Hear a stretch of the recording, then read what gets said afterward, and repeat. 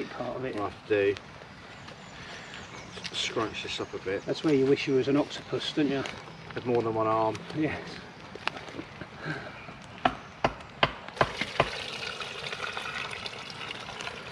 So fill it up to the marker.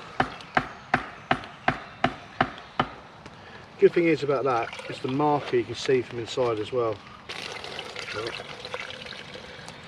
So there we go. But look at the flow rate. That's not too bad at all.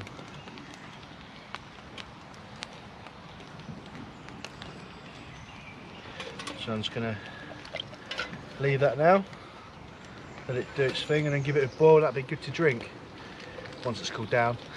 But no, cool.